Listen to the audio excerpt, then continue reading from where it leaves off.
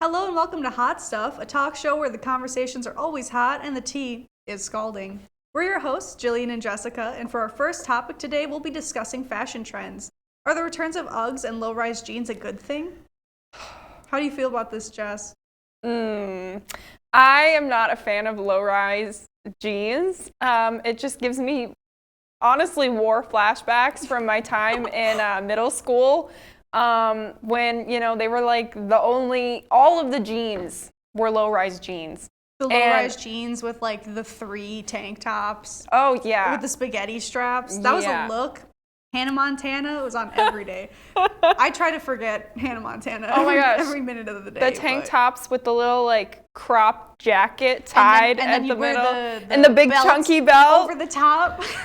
Oh, and everyone always had a stupid hat. I hated it. I mean, I love high-rise jeans, and I'm shaking in my boots the day that high-rise jeans go out of fashion. They're the only thing holding me together right now, I swear. I can't. Low-rise jeans are not my friend. But Uggs too. Did you ever own a pair of Uggs? First of all, did you? I'm not rich, so Dang. No. Okay. I thought they were cute. I liked the little the bows on the back. You thought they were cute? I thought the ones that were camel colored that had the brown bows on the back, those were so cute They to always me. looked like loaves of bread to me. They stressed me out. All the girls who had them, they were always nasty, they were worn down, they smelled awful, they weren't waterproof, so they'd be soggy, fuzzy boots, and I thought they looked awful because they just looked like loaves of bread. I thought they were stinky. I thought they were gross. I just had a conversation about this a couple weeks ago about how disgusting Ugg boots are to wear. I mean, your feet just sweat in them. They're slippers, and I don't think you should be wearing slippers to school. Combined with the low-rise jeans, with the chunky belts and the multiple tank tops, it was not a good look. So you said smelly. Were you smelling people's shoes? Oh my Jillian? God. Don't even start. Don't that's a little even. weird, Don't. Jillian. I was not sniffing. It was pungent enough that you could smell. You ever went to a friend's house, you take your shoes off at the front door, and it was the one girl who would wear Uggs, and it was nasty. It was gross. I can't really, I've never smelled Uggs personally, but no, I did have suede boots, and whenever, we live in Wisconsin, and it would snow. It's slushy, there's water everywhere, it's disgusting. Yeah, I always did worry about that I always, wondered oh my gosh, if I get Uggs someday, am I gonna ruin them by going out into the snow? As if that was ever a possibility of me getting Uggs, but anyway, and especially with But I'm not a fan of the 2010s fashion trends coming back. It's not fun for me. It's gross. Our next topic is tests and quizzes. Are they as valuable as schools make them seem? Let's discuss. I think that, frankly, they're overrated. I mean, I know we need some way to, prove that we are learning something, but, the environment that we have for test taking now, it adds so much stress.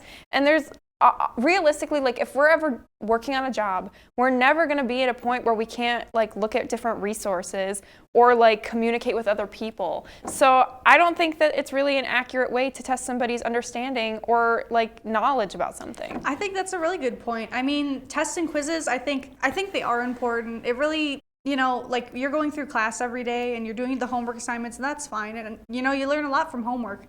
But I think the tests are important because it kind of, to me, is the milestone of this is what I know, this is what I don't know. And then I can transition on to working an actual career where I know what I'm talking about.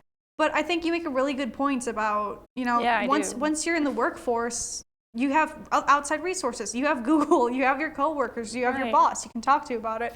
And I think that's why personally, I mean, it's kind of a thing with COVID season right now is a lot of teachers are doing take-home tests, open book tests, open note tests. If you're taking notes properly, then, you're going to do fine on the test. And I think that's a way better way to take tests than just sitting students down, handing them a Scantron and saying, you have 45 minutes, go. Yeah. I don't agree with that. I really think that take-home tests are the way to go because you're using your outside resources efficiently. Or if there was somehow a way to simulate a situation where you could use your resources but also go through the action whatever your major would be, you could do a simulation to prove. Oh man, whatever your major is, it's the nurses. There's someone having a heart attack on the ground and they're like, what do you know? What do you know? No, but like Finance majors, someone spills a gallon bucket of quarters on the ground and they're like, count it right now. no, well, or like for like, okay, so I'm a comm major. So like a lot of the times we're doing like presentations, which is like realistically like our tests, because that's more like what we're going to be doing, you know, in the future. So I think something like that for other majors is what we should be working toward. Yeah, I agree. Okay, well that's it for now. But when we come back from commercial, we'll be talking about Kanye West and whether or not you can separate the art from the artist. So excited. What does it mean to be a Warhawk? It means allowing myself to dream big and think outside the box. Pushing the limits of what I think is possible. Seeing ideas through from start to finish.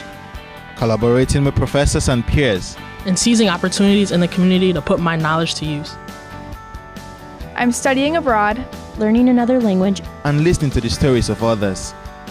I'm making lifelong friends and fearlessly sharing my gifts with the world. As a Warhawk, I stay balanced, Take great care of myself. and get out of my comfort zone. I refuse to let the past determine my future. and I'm taking confident steps in the direction of my dreams. Sometimes it doesn't make sense. And other times it couldn't be more exciting. But I will keep my goals in mind. And never quit. Because That's the Warhawk Way.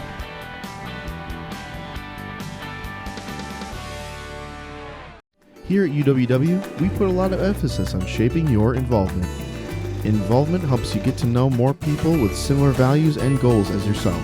The Student Involvement Office can help you get involved with organizations on campus, or we can help you start a brand new one. So what are you waiting for? It's time to shape your involvement at UWW. If you'd like to learn more, stop by UC 127 or contact us at involvement@uww.edu or call 262-472-6217.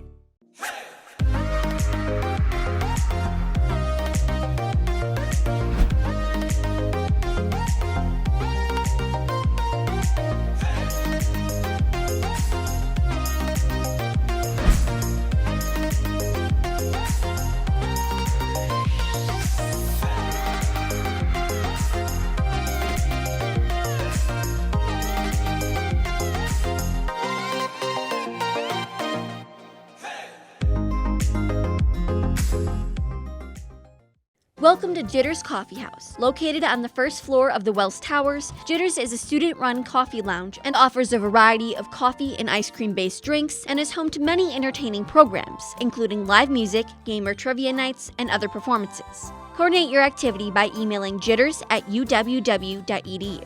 Jitters is completely run by volunteers who can earn service hours and even receive a free drink during their shift. Stop in tonight at Jitters Coffee House, where fun events and community come together.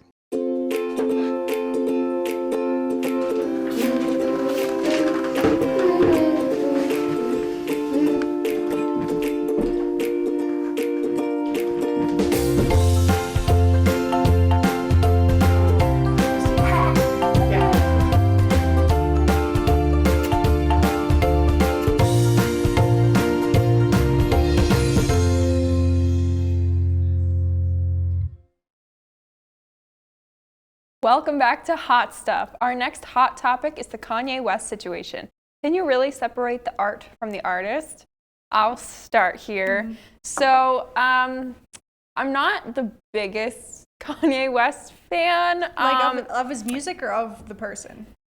Well, okay, some of like the College Dropout album is pretty good, but honestly, just with everything that he's done like in his personal life and like who he is, I have a hard time, like, when I'm listening to his music, I have a hard time, like, separating it from that. Oh, so you think it's really difficult to separate the art from the artist? Yeah, I do. I think, you know, in the back of my head, I'm thinking, like, okay, I'm listening to this song, which is their livelihood. So by listening to this music, you're kind of inadvertently, like, supporting them, and, like, you're supporting their lifestyle, and if you don't agree with their lifestyle, like, why listen to their music, you know? Like, because the art is supposed to be, like, I mean, there are, like, exclusions from this, but, like, usually, like, when you listen to, like, artists, they're like, write what you know, like think about what you know. So it's their story, it's their life. So if you don't support them, then yeah. I think it's agree hard. with that. I think it's really difficult to separate the art from the artist. I think you summed it up pretty well. Wow. We are now on to our last topic for today's show. What is the best day of the week? Jillian, do you have an opinion on this? The best day of the week, man? I don't know. I mean, I think most people say like, man, I love Saturdays and I love Friday nights. I think for a lot of college students in Whitewater, it's different. Like, I think the majority of students here don't even have classes on Fridays. I don't think I've met a single person who has a class on Friday. So personally, I'm a big fan of Thursdays. I really love Thursdays because the idea of having an extra weekday off is very comforting to me. I think, the weekend there's a lot of pressure to get your homework done. I have a lot of papers due Saturday night, a lot of astronomy homework. Hate that. Always do Saturday night or Sunday night. So this is a hot take. I don't really like Saturdays that much. I think Fridays are nice when people, because everyone else outside of school is out at work. Not a lot of stores are busy. It's nice. I get all my shopping done. I get all my chores done Friday. It's a good time. I like Fridays. I'd have to agree with you. I remember even from like the time that I was in like middle school or high school, like every day I would come home from school and take a nap after school. I still do that. I'm sure you still do that too. Yeah, but when I was like during those times when like you were having classes all day and you had to get up at like 6 or 7 in the morning, you were tired. And during the week, like you only would have a little bit of time before you had to like get going and like do other things during the week. But Friday, you could sleep longer, and that was best time ever. And it's still true today. I think Friday's the best because, like you said, you get more time and you can just relax and have fun on Friday. Yeah. But unfortunately, that's all the time we have for today's show, but be sure to tune in next time for another episode of Hot Stuff. Remember, the conversations are always hot and the tea is always scalding. We're your hosts, Jillian and Jessica, and we'll see you next time.